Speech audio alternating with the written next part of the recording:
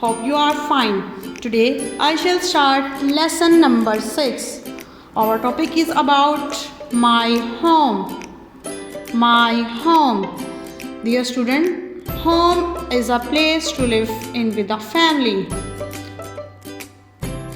Home एक जगह है जहाँ पर हम अपने खानदान के साथ रहते हैं. Let's start the lesson.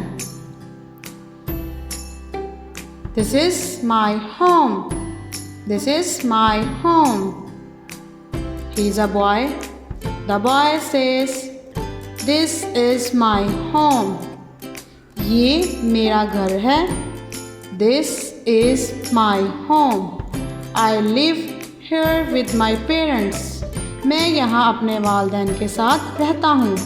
I live here with my parents. This is a bedroom. This is a bedroom. We go to bedroom for sleeping.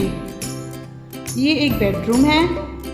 हम बेडरूम में जाकर सोते हैं. This is a kitchen. This is a kitchen. Kitchen is used for cooking.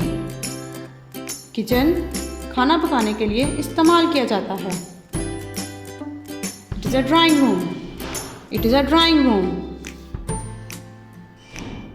We greet and meet our guests in drawing room. ये एक drawing room है. हम drawing room में मेहमानों को खुशामदीद कहते हैं और उनसे मिलते हैं. This is a washroom. This is a washroom. Washroom are used to take a bath. ये एक वॉशरूम है. वॉशरूम हम नहाने के लिए इस्तेमाल करते हैं. Washroom are used to take a bath. I hope you understood this lesson. Take care. Allah Hafiz.